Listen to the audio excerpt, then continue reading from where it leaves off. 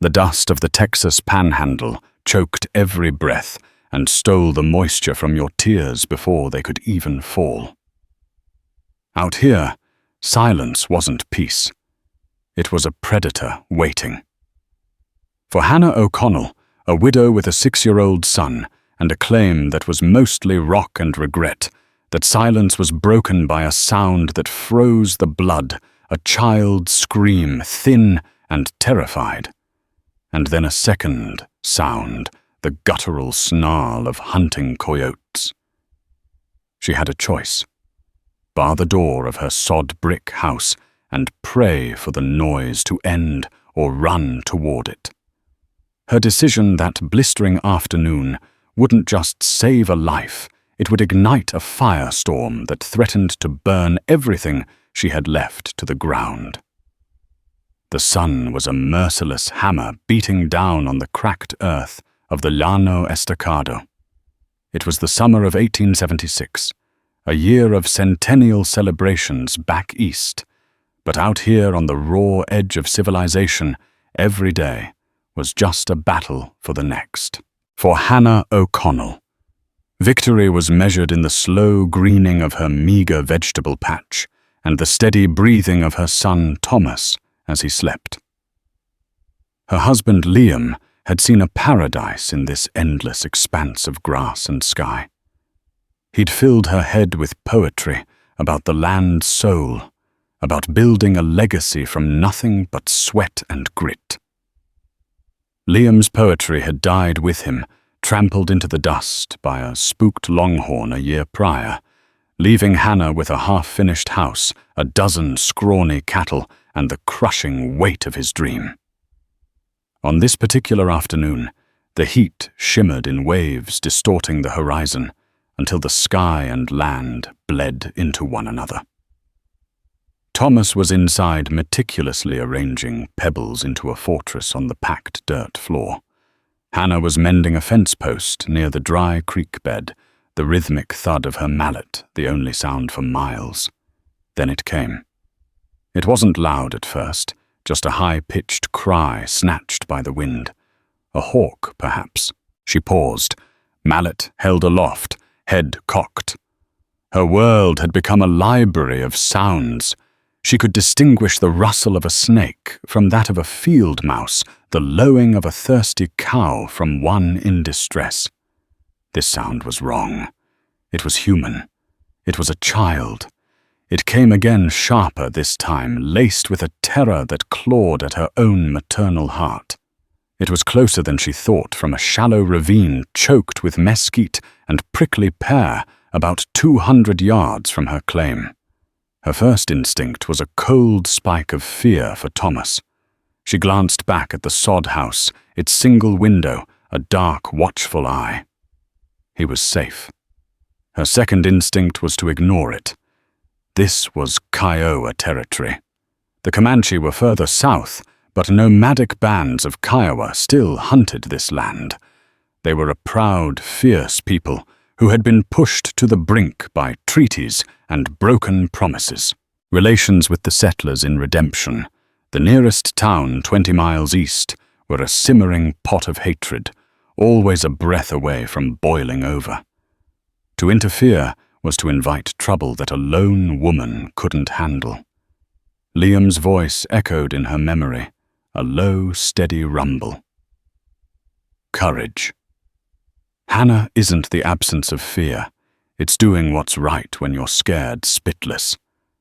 The scream tore through the air again, this time cut short by a wet, guttural snarl. It was a sound she knew well. Coyotes. Not the lone, howling scavengers of the night, but the quiet, pack-hunting killers of the day. She dropped the mallet. She didn't think. She ran. Her boots crunched on the baked ground, her skirts catching on thorns. The heat was suffocating. As she crested the small rise before the ravine, the scene laid itself bare. A small boy, no older than her, Thomas, was backed against a wall of red rock. He was Kiowa. His long, dark hair was held back by a simple leather band, his body clad in a breechcloth and worn moccasins. His face was a mask of terror, tears carving clean paths through the dust on his cheeks. Between him and the open plains stood 2 coyotes. They were larger than most, their ribs showing, but their muscles coiled like strings. Their fur was the color of dust and death. One was low to the ground, lips pulled back from yellowed teeth in a silent snarl. The other paced a low growl vibrating in its chest. Its head lowered its amber eyes, locked on the child. They weren't just cornering him. They were playing with him the way a cat plays with a mouse before the final snap. Hannah didn't have a gun. Liam's rifle was on the wall at home, too far away. She had nothing but her hands. Her eyes darted around, searching for a weapon. A branch, too brittle. A rock, too small. Her gaze fell on a weathered piece of mesquite wood, thick as her arm, and heavy left over from some long-dead tree. She scooped it up without breaking her stride. It was solid, unwieldy, but it was something. As she half slid, half ran down the gravelly slope into the ravine, the pacing coyote turned its head. Its eyes met hers, and the growl deepened. It took a step toward her, challenging. "Get away from him!" Hannah shrieked, her voice raspy with dust and adrenaline. "Get!" The first coyote. The one crouched low saw its partner's distraction as an opportunity. It launched itself at the boy. Time seemed to warp, stretching into a thick, syrupy crawl. The boy let out a final choked scream and threw his small arms up to cover his face. Hannah didn't aim. She swung the heavy limb with all the force of her fear and desperation. The arc was clumsy, but true. The wood connected with the coyote's flank with a sickening, solid thud. The animal yelped a sharp, pained sound and twisted in mid-air, its jaws snapping inches from the boy's leg. It hit the ground, scrambled for purchase, and then shot a look at Hannah, not of aggression, but of shocked pain. The second coyote, seeing its packmate injured and facing a new screaming threat, abandoned its bravado. It tucked its tail and bolted, melting back into the landscape. The injured one followed a second later, limping heavily, leaving only the dust, the ringing silence, and the panting of a terrified woman and child. Hannah stood there, chest heaving, the heavy club still in her hands. The Kiowa boy was pressed against the rock, his wide, dark eyes fixed on her. He wasn't looking at her as a savior, but as just another part of the terrifying ordeal. He was trembling violently. Slowly, carefully, she lowered the club. "It's okay," she said softly, holding up an empty hand. "You're safe now." The words meant nothing to him. He understood only her tone. He watched her every muscle in his small body, tensed, ready to flee. She saw a long, shallow scratch on his arm, where the coyote's claws had raked him. It was already beading with blood. "Come on now," she said, her voice gentle, the way she spoke to a frightened colt. "Let's get that cleaned up. My home, my hoya, is close." She used one of the few Kiowa words Liam had taught her, pointing back towards her sod house. The boy's eyes widened slightly at the familiar word. He hesitated, his gaze flicking from her face to the direction the coyotes had fled, and then back again. He was a child caught between two worlds of danger. He took a tentative step, then another. Hannah gave him a small, encouraging smile and began to walk slowly back towards her claim, not looking back to see if he was following, trusting that he would. She heard the soft scuff of his moccasins on the dirt behind her. When she reached her door, she turned. He had stopped 20 feet away, a small, solitary figure dwarfed by the immense sky. He was watching her, waiting. She pushed the door open. "Thomas," she called out. "We have a visitor." Thomas peered around the doorframe, his blue eyes wide with curiosity. He saw the boy, and the boy saw him. For a long moment, the two children simply stared at each other. One from a world of rock and fences, the other from a world of wind and buffalo. In their shared gaze there was no politics, no hatred, no fear, only the silent, universal curiosity of childhood. Slowly, the Kiowa boy walked forward and stepped across the threshold into Hannah O'Connell's home. She cleaned the scratch on his arm with carbolic soap and water, her touch gentle but firm. He flinched but didn't cry out, his face a stoic mask that seemed far too old for his years. She gave him a piece of cornbread, which he ate with a grave solemnity, his eyes darting around the small single-room dwelling. He looked at the iron stove, the rough-hewn table, the quilt on her bed. It was a world away from the buffalo hide teepee he likely called home. They didn't speak. Thomas sat opposite him, offering him one of his fortress pebbles. The Kiowa boy looked at it, then at Thomas, and gave a slight, almost imperceptible nod. It was a conversation without language. As dusk began to paint the sky in shades of violet and orange, Hannah grew anxious. The boy's family would be searching for him. A missing child was a terror in any culture. If they found him here, how would they interpret it? A kindness or a kidnapping? Her question was answered as darkness fell. She was lighting the kerosene lamp when the boy stood up. He walked to the door and looked out into the night. Then he turned, looked directly at Hannah, and placed a hand over his heart for a moment before slipping out into the gloom as silently as he had appeared. Hannah rushed to the door, her heart pounding. "Wait," but he was gone. The vast, dark prairie had swallowed him whole. She stood for a long time listening to the crickets and the low sigh of the wind, a knot of dread tightening in her stomach. She had saved a life, but she had a sinking feeling that she had also just invited the wilderness in all its unpredictable fury to her doorstep. 2 days passed. They were the longest 2 days of Hannah's life. Every gust of wind sounded like the hoofbeats of approaching riders. Every shadow that danced at the edge of her vision was a warrior come to demand a blood price for a stolen child. She kept Thomas close, inventing games to play inside the stifling heat of the soddy. She cleaned Liam's rifle twice the smell of gun oil, a small, cold comfort. She replayed the events in her mind 100 times. Should she have tried to take the boy back to his people? She didn't know where they were camped. Should she have ridden into Redemption to tell the sheriff? The thought was almost laughable. Sheriff Brody, a man whose gut was as big as his prejudice, would have formed a posse and started a war.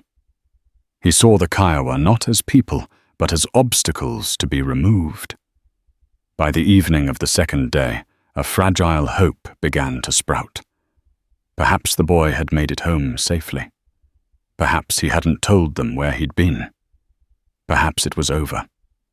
That hope was shattered by the drumming of unshod ponies. It started as a low vibration in the soles of her feet, growing steadily into a rhythmic thunder that was an inseparable part of the plains. Hannah's heart leaped into her throat. She grabbed Thomas and pushed him behind her, her body forming a shield. Peeking through a crack in the wooden shutter, she saw them. They were not a war party. There were 5 of them materializing out of the twilight as if born from the earth itself. They rode with an easy grace that made them seem part of their mounts.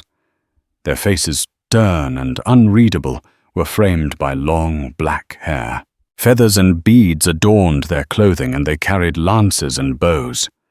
They were a vision from another time, a living testament to the wildness that settlers like her were trying to tame.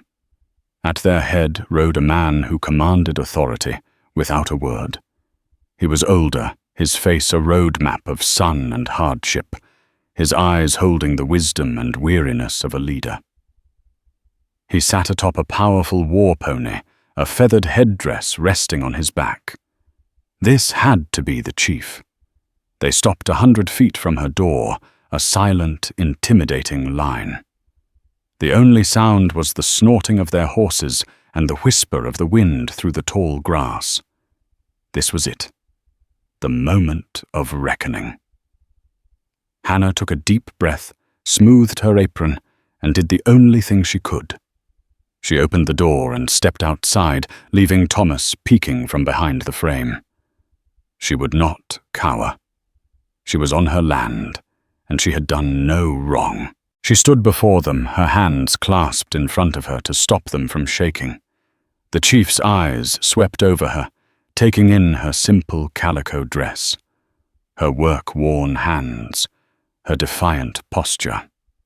His gaze was heavy, ancient. He spoke, his voice a low, gravelly rumble that carried easily in the still air. The language was alien to her, a flow of guttural sounds and soft vowels. When he finished, one of the younger warriors beside him urged his pony forward a few steps. "He is Chief Tene Angopte," the warrior said in heavily accented but clear English, "known to your people as Kicking Bird.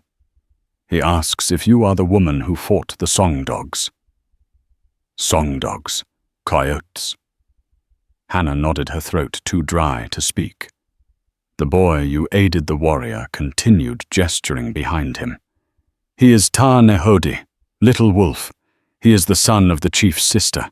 He is precious to our people." The chief Kicking Bird spoke again, his eyes never leaving Hannah's. The warrior translated. "He says the boy told of your courage. He says you did not act like a white woman. You did not scream and run. You did not try to steal him. You fought for him. You tended his wound. You gave him food. You let him leave in peace." Hannah found her voice, though it was little more than a whisper. He was a child. He was in danger. The warrior translated, and the chief gave a slow, deliberate nod. He raised a hand, and one of the other riders dismounted, leading forward a horse. Hannah's breath caught. It wasn't a workhorse like her own aging plough mule. This horse was a creature of spirit and fire. It was a paint with a coat of startling white and patches of deep, rich brown. Its mane and tail were long and black, and a single eagle feather was tied into its forelock. It was lean and muscled, with intelligent eyes and a proud arch to its neck. It was a Kiowa war pony, an animal bred for speed, endurance, and battle. It was a treasure, a king's ransom on the plains. "The Kiowa do not forget a debt," the translator said, his voice laced with pride. "A great bravery was shown for a Kiowa life. A great gift must be given. Chief Kicking Bird gives you this horse. She is called Pia Mapsi, Mother of the Wind. She is swift and strong. She is a chief's horse for a woman with the heart of a warrior." Hannah was stunned into silence. She stared at the magnificent animal, then at the stern face of the chief. A gift. Not a threat, but a gift of unimaginable value. I cannot accept this," she stammered. "It's too much. I did what anyone would have done." The warrior's face hardened slightly. To refuse a gift from the chief is to say the gift is not worthy. It is to say the life of his blood was not worthy. You will accept. The finality in his tone was absolute. This wasn't a negotiation. The rider holding the horse's reins walked forward and pressed them into Hannah's unresisting hand. The leather was soft and worn. The horse tossed its head and nickered softly, its warm breath misting in the cooling air. Chief Kickingbird raised his hand in a gesture of farewell. Without another word, he turned his pony and with his warriors galloped back into the darkening plains, leaving Hannah O'Connell standing in the dust, holding the reins of a chief's horse. The gift, she would soon learn, was also a brand. A week later, needing flour and salt, Hannah rode Pia Mupsee into the town of Redemption. She had tried to use her old mule, but the animal had thrown a shoe, and the paint was her only mount. As she rode down the town's single dusty main street, conversations stopped. Men leaning against the porch of the saloon lowered their whiskey glasses. Women coming out of the general store paused, their hands flying to their mouths. They weren't looking at her. They were looking at her horse, a Kiowa war pony, with its distinctive markings and eagle feather, was as recognizable as the flag of a foreign army. And it was being ridden by the widow O'Connell. She hitched the horse outside Miller's general store, her back prickling with the feeling of a dozen hostile stares. Inside, the usual friendly chatter was absent. Mr. Miller, a balding man with nervous eyes, avoided her gaze as he measured out her flour. "That's a fine animal you got there." "Mrs. O'Connell," he said, his voice carefully neutral. It was a gift, Hannah said, simply not wanting to elaborate. A gift. Miller repeated, his eyes flicking towards the window. "Right." As she stepped back outside, a shadow fell over her. Sheriff Brody stood there blocking her path. He was a large, imposing man, his gut straining the buttons of his vest, a tin star pinned crookedly over his heart. His eyes were small and suspicious. "Well now, widow," he drawled, hooking his thumbs in his belt. "Where'd you get a horse like that?" His gaze raked over the paint, lingering on the Kiowa markings. "It was a gift," Sheriff Hannah said, her voice firmer than she felt. "A gift from who? Santa Claus?" He laughed, a short, ugly bark. "That's a Kiowa pony. A war pony. Stolen, more like. Or maybe it wasn't stolen." He leaned closer, his voice dropping to a conspiratorial sneer. "Maybe it was a payment. Heard you've been getting friendly with the savages." The accusation hung in the air, thick and poisonous. The word friendly was loaded with insinuation, making her stomach turn. "I don't know what you've heard," Sheriff Hannah said, her chin high. "But a child's life was in danger, and I helped. That's the entire story." "Is it now?" Brody's eyes narrowed. "You bringing that heathen horse into my town is a provocation, Mrs. O'Connell.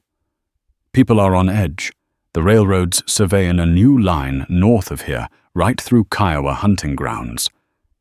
Things are tense, and you ride in on this symbol of their savagery. It looks like you've chosen a side." "The only side I've chosen is my own." Hannah shot back, her fear turning to anger. "Well, you'd best be careful," Brody warned, his voice a low threat.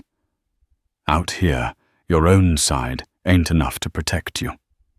Folks might start to think you're a sympathizer, an Indian lover.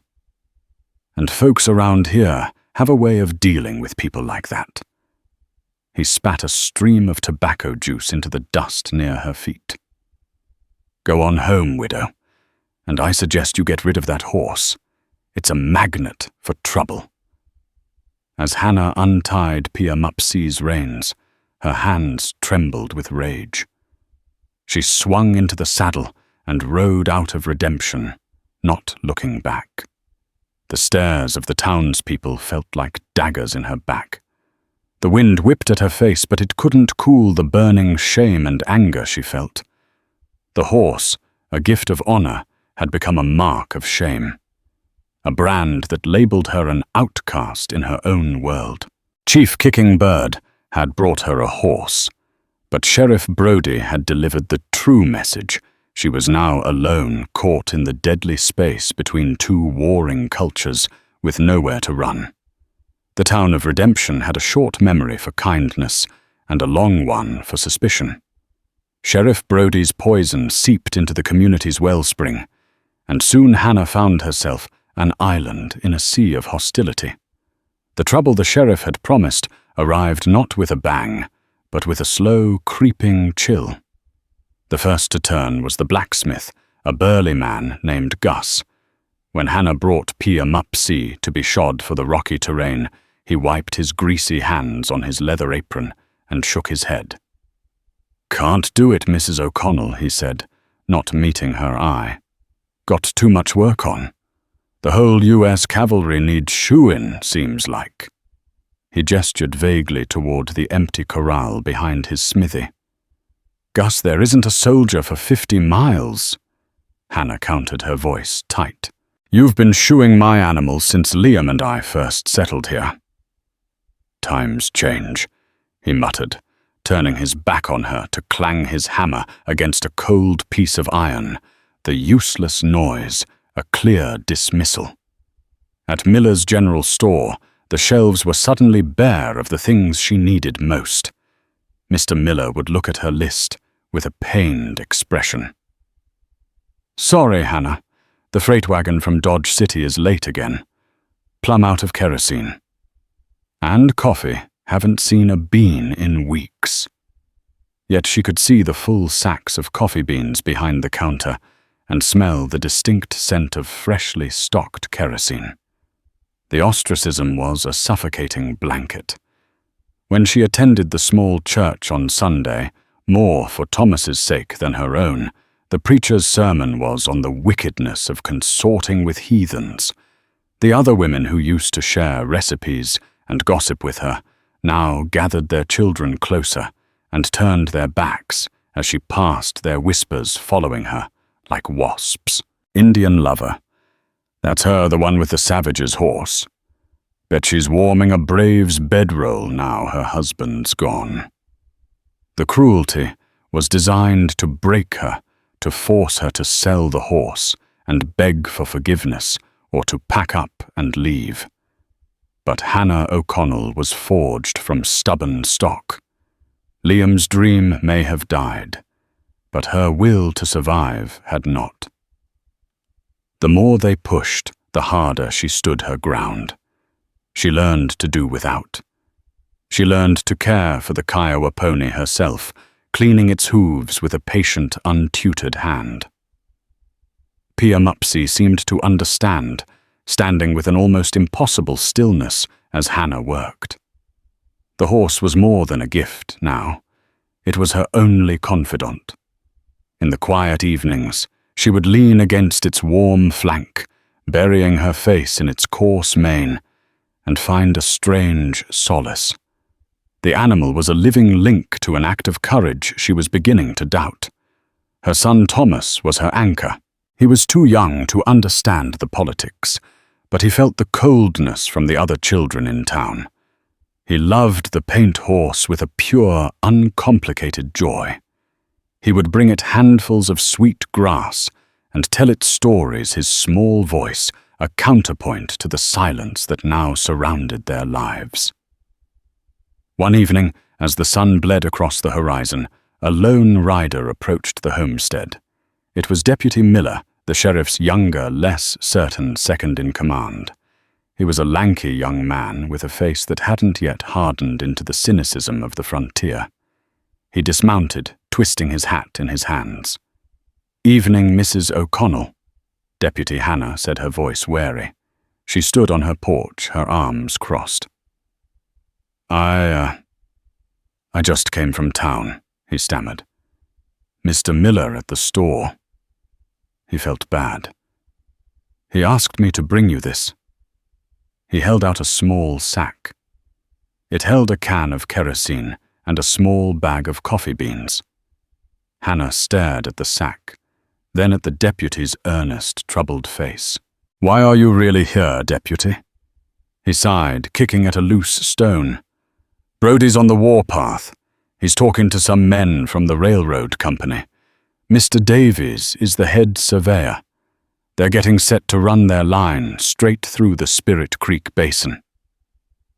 Hannah knew the area. It was a secluded, beautiful spot north of her claim, one of the few places that held water year-round. It was also, according to the few things Liam had learned, a place the Kiowa considered sacred. "Brody's telling them the Kiowa are hostile, that they need to be cleared out for the safety of the workers." Miller continued, his voice low. "He's using you as an example. See, he says, they're already infiltrating us, giving their war ponies to our women. He's twisting what you did into an act of conspiracy." "But that's insane." Hannah breathed a cold dread seeping into her bones. "It's Brody Miller," said with a shrug. "He hates them. Thinks this land was promised by God to white men, and anyone standing in the way is an agent of the devil. I wanted you to know. Be careful, ma'am. He's looking for any excuse." The deputy's warning was a harbinger. A few days later, Sheriff Brody rode out to her homestead himself. Two brutish-looking men she recognized as ranch hands from the big double-R spread flanking him. He didn't bother with pleasantries. He reined his horse in, making it rear slightly to show his dominance. "O'Connell." "I'm here on official business." Hannah stepped out of the house, placing herself between the men and her son, who was playing by the door. "What do you want, Sheriff?" "That horse," Brody said, pointing a thick finger at Pia Mupsy, who was grazing peacefully in the small corral. "That is stolen property. The Kiowa are known horse thieves. I'm confiscating it as evidence. It was a gift, and you know it," Hannah said, her voice shaking with fury. "You have no right." "I have this," Brody sneered, tapping the tin star on his chest. "I am the law in this county. Now stand aside before I have my men remove you." One of the ranch hands, a man with a scarred face, grinned and started to dismount. But before his boot hit the ground, Hannah moved. She darted back into the house and reappeared a second later with Liam's rifle. She didn't point it at them. She held it cradled in her arms, its long, dark barrel a silent, deadly promise.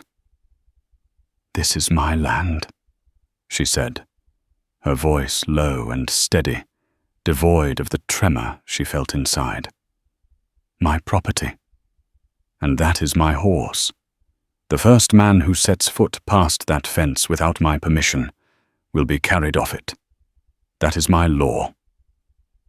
Brody's face turned purple with rage. He looked at the rifle, at Hannah's stony expression, and at the two hesitant men behind him. They were bullies, not killers, ready to be shot over a horse. He knew she meant it.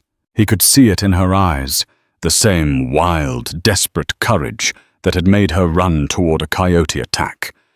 He let out a string of curses. "You've made your choice, widow. You've sided with them. When the shooting starts and your boy is caught in the middle of it, you remember this day. You remember that you chose a savage's horse over the safety of your own kind."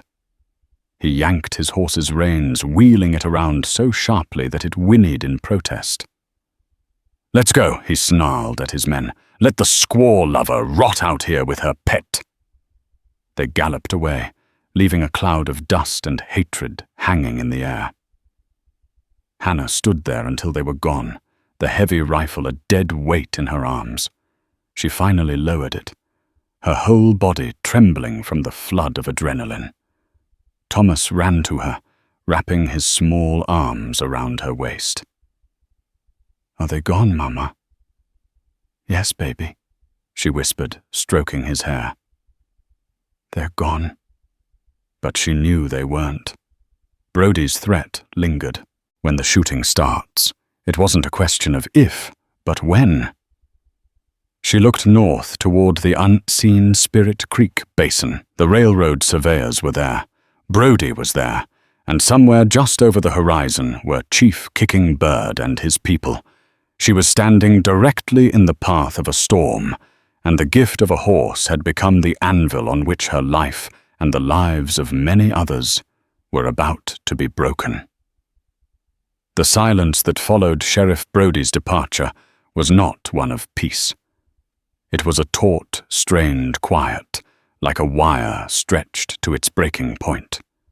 The prairie itself seemed to be holding its breath, waiting for the inevitable snap.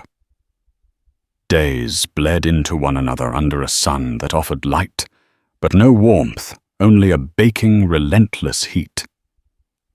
Hannah felt like a prisoner on her own land, the invisible walls of suspicion and hostility closing in tighter with each passing sunrise. Her world shrank to the perimeter of her claim. Every morning she would climb the small rise behind the soddy and scan the horizon, her eyes tracing the vast empty circle of the world. To the north she could sometimes see a faint haze of dust the surveyors. To the east nothing the town of Redemption had erased her from its map. To the west and south only the endless sea of grass where Chief Kicking Bird and his people were a spectral, unseen presence. She was marooned on a tiny island in the middle of a gathering storm. Life became a meticulous ritual of survival. Her supplies dwindled with alarming speed. She rationed the flour and cornmeal, down to the spoonful, her own hunger a dull, constant ache she ignored for Thomas's sake. The coffee Deputy Miller had brought was a luxury she couldn't afford to use, a relic from a life of simple comforts that now seemed a distant dream. She spent her days tending the garden, reinforcing the corral, and teaching Thomas his letters. Her voice a determined murmur against the oppressive quiet. But her senses were always on a knife's edge. Every coyote's howl was a potential war cry. Every shift of the wind in the grass sounded like the stealthy approach of moccasins or the heavy tread of Brody's boots. The nights were the worst. When Thomas was asleep, a small, trusting form in his cot, the darkness would press in, filled with fears she couldn't voice in the light of day. She would sit at the rough-hewn table, Liam's rifle across her lap, watching the moonlight paint cold alien shapes on the floor. Had she doomed them? Her act of simple humanity, saving a child, had been twisted into a political statement, an act of treason. She would look at Pia Moopsi, a ghostly white figure in the corral, and feel a surge of resentment, followed by a wave of guilt. The horse, so beautiful and noble, was the source of all her trouble. It was a brand, a target, painted on her back. Yet it was also the only living thing aside from her son that didn't look at her with condemnation. One night, the wire finally snapped. A sliver of moon hung in a star-dusted sky, offering just enough light to make the shadows deep and menacing. Hannah was dozing fitfully in her chair, the rifle heavy on her lap, when a sound jolted her awake. It was not the wind. It was not an animal. It was a soft, deliberate scratching at her door, as faint as a bird's claw on wood. Her heart seized, hammering against her ribs like a trapped bird. Brody. He'd come back to finish what he started. She sprang to her feet, her movement silent, and practiced raising the rifle to her shoulder and aiming it at the center of the door. The wood was thick, but a rifle slug would tear right through it. "Who's there?" Her voice was a ragged whisper, swallowed by the immense silence of the cabin. The scratching stopped. A pause. Then a small, hesitant voice filtered through the wood, speaking a single word that shattered her fear and replaced it with stunned disbelief. Shi'eka. Mother. It was the Kiowa boy. Little Wolf. Her hands trembling. Hannah lowered the rifle and fumbled with the heavy wooden bar across the door. She pulled it free and opened the door a crack, peering into the pale, ethereal moonlight. He stood there alone, a small, solitary figure who looked as if he had risen from the earth itself. His face, usually so stoic, was a mask of grave urgency. He was not the lost child she had found in the ravine. This was a messenger. She pulled him inside quickly, her eyes scanning the darkness behind him for any sign of others. He was alone. She rebarred the door, her mind racing. Why was he here? Was he hurt? Was he running away again? What is it? She asked, her hands fluttering over his shoulders, checking for injuries. What's wrong? He shook his head, shrugging off her concern. He was not here for comfort. He carried a small, worn leather pouch tied at his waist. He pointed a thin arm northward toward the unseen camp at Spirit Creek. He made a jabbing motion with his finger, then drew a long, straight line in the air with it. The railroad. He looked at her, his dark eyes boring into hers, trying to make her understand. When he saw the confusion on her face, he dropped to his knees on the packed dirt floor. The moonlight streaming through the single window cast a pale square of light, and in it he began to draw with a pointed stick he'd carried with him. His first drawing was clear, the long, straight line of the railroad tracks, just as he'd drawn in the air. Beside it, he etched a series of small, clumsy stick figures wearing hats. The surveyors. He placed them next to a cluster of wavy lines, Spirit Creek. So far she understood. Then his work became more intricate, more solemn. Near the drawing of the creek, he began to etch circles in the dirt. He didn't draw one or two, but dozens close together, covering a wide patch of ground. They looked like stones. He paused, looked up at her to ensure he had her full attention. Then he did something that made the cold dread from her sleepless nights return with a vengeance. He touched his own chest over his heart. Then he pointed to the sky and then down to the earth, specifically to the circles he had drawn. He finished by patting the dirt over them gently, a gesture of finality, of rest. Graves. He was drawing a graveyard. The rumors she'd heard in town, the whispers from Deputy Miller, coalesced into a single, horrifying truth. Spirit Creek. The name wasn't just a quaint pioneer label. The land was sacred. It was a burial ground. As if to confirm it, Little Wolf opened his leather pouch and carefully poured its contents into the center of the circle of graves he had drawn. Smooth, river-worn stones painted with cryptic symbols. A small, intricately carved flute made of bone. A bundle of dried seian sweet grass tied with a strip of sinew. Offerings. Sacred objects for the spirits of the dead. His final drawing was the most chilling. He drew a large circle of tipis some distance away. His people camped and waiting. From the camp, he drew stick figures on horseback, but these were different. He gave them feathers in their hair and long lines for lances and bows. He drew them riding fast and hard, directly toward the surveyors. He looked up at Hannah, his face grim, and let out a single, sharp, guttural cry. A miniature whispered version of the Kiowa war cry. The message was as clear as a rifle shot in the quiet night. This was not a dispute over hunting territory. This was a desecration. The surveyors with their chains and iron stakes were about to violate the most sacred ground the Kiowa knew, the resting place of their ancestors. And the Kiowa would not allow it. They would fight. They would die to protect it. And Sheriff Brody, in his blind hatred, was not only allowing it to happen, he was counting on it. He was leading Davies and his men into a slaughterhouse, knowing it would give him the excuse he needed to call for an extermination. The boy looked at her, his work complete. His eyes were not pleading for her to save his people.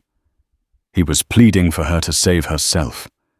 He had come to warn her, the Kiowa, who had fought the Coyotes, that the world was about to be consumed by a firestorm, and her small homestead was sitting directly in its path.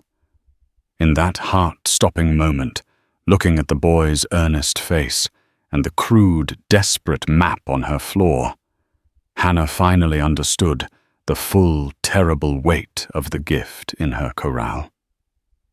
Piamupsi was not a payment for a debt. It was a bridge of understanding, a conduit. Chief Kickingbird hadn't just given her an animal, he had unwittingly given her a responsibility. A voice. She looked from the boy to her own son, whose gentle breathing was the only peaceful sound in the room. Her love for Thomas was a physical force, a lioness's rage that roared in her chest. She would not let Brody's war touch him. Decision crashed down upon her, swift and absolute. There was no more time for fear or doubt. There was only time to ride. "Stay here," she said to Little Wolf, her voice a low, firm command. She pointed to him, then to Thomas. "Stay with him." The boy watched her. His head tilted and seemed to understand her meaning, if not her words. She grabbed a piece of charcoal from the cold stove and the back of an old bill of sale. Her hand flew the words clumsy and stark with urgency. "Mr. Davies. The land at Spirit Creek is a Kiowa burial ground. It is sacred. They will go to war to protect it. Sheriff Brody is lying to you. He is leading your men into a trap he helped bait. For God's sake, get your men out before it's too late." She didn't stop for a coat or a hat. She slipped out into the night, the note clutched in her fist. In the corral, Piamupsi raised her head, her ears pricked, sensing the storm of adrenaline that radiated from Hannah. She didn't fight or shy away as Hannah threw a worn blanket over her back. There was no time for a saddle. Hannah grabbed a fistful of the horse's long black mane, placed a foot on the lowest rail of the fence, and hauled herself onto its back. For a moment, they were still a silhouette of woman and horse against the stars. Hannah leaned forward, her lips close to the horse's twitching ear. "All right, girl," she whispered, her voice tight with a terrifying resolve. "The chief called you Mother of the Wind. I need you to live up to that name now.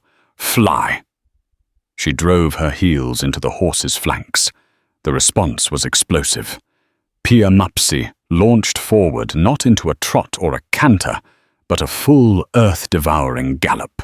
They became a single entity of desperate purpose, a blur of white and brown against the dark canvas of the prairie. The wind roared in Hannah's ears, whipping tears from her eyes and snatching her breath away. The horse ran with a wild, joyful power, its hooves a thunderous drumbeat on the hard, packed earth. It navigated the treacherous, broken ground, leaping over gullies and swerving around thickets of mesquite, as if it could see in the dark, as if it knew the land as well as it knew its own spirit. Hannah clung on her body, molded to the horse's rhythm, the note a talisman in her clenched fist. She wasn't riding toward the Kiowa camp. That was not her place. She was riding straight into the lion's den, armed with nothing but the truth. The lanterns of the surveyor's camp appeared as a smear of yellow light against the deep indigo of the pre-dawn sky. As she got closer, she could hear the clank of coffee pots and the low murmur of men's voices. A shout went up from a guard, rider coming in hard. She didn't slow down until she was at the very edge of the firelight, pulling back on the mane so hard, Pia Mupsy skidded to a halt in a spray of dirt, her sides heaving. Men spilled from their tents, grabbing rifles, their faces a mixture of confusion and alarm. Sheriff Brody emerged from the largest tent, a tin plate of food in his hand. A smug, triumphant smile spread across his face as he saw her. He had been expecting a confrontation, but on his own terms. "Well, well, look what the cat dragged in," he snarled, dropping his plate. "The Indian lover herself, come to deliver a surrender demand from your savage friends. I'm not here to talk to you, Brody." Hannah gasped, her voice raw. She slid from the horse's back, her legs so weak and shaky she almost collapsed. She stumbled past him toward a taller man, with a tired, intelligent face who was already moving toward her. "Are you Mr. Davies?" "I am," the surveyor said, his eyes wary. "What in the Sam Hill is going on, ma'am?" Hannah shoved the crumpled, sweat-damp note into his hand. "Read this. He's been lying to you from the start. You have to get out of here." Davies's eyes scanned the note, his brow furrowing deeper with every word. He looked up from the paper, his gaze shifting from Hannah's wild, desperate face to Sheriff Brody, whose own face had gone rigid with fury. "This is the most ridiculous, hysterical nonsense I've ever heard," Brody blustered, stepping forward to snatch the note. "She's in league with them, I tell you. This is just a ploy, a trick to slow down the progress of the railroad." "Is it a burial ground?" Davies demanded, his voice cutting through Brody's tirade like a whip. His gaze was locked on the sheriff. "It's dirt and rock, same as the rest of this God-forsaken country." Brody lied, his eyes unable to stay still. "The only good Kiowa is 6 feet under it, and it don't much matter where."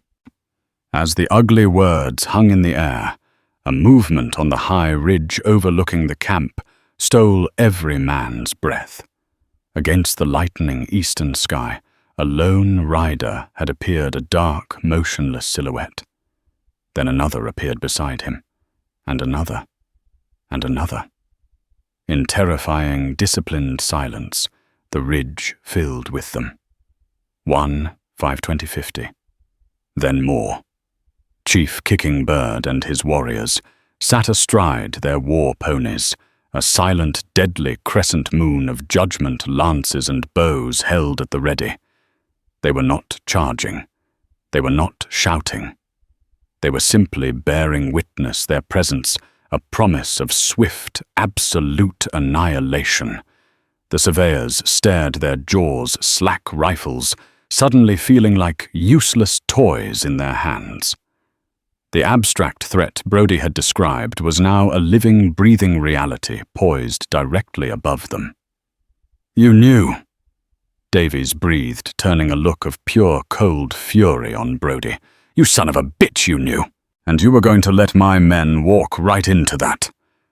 Deputy Miller, who had been standing behind his boss, pale and silent, looked from the terrifying spectre on the ridge to Hannah's defiant face, to the venomous hatred in Brody's expression. Something inside the young man, some core of decency he'd long suppressed, finally fractured. "He's right, Mr. Davies." Miller's voice rang out shockingly loud in the tense silence. "Sheriff Brody, he told us to poke the hornet's nest. Said if we saw any Kiowa, we should provoke 'em. He said it was the quickest way to clear the path for progress."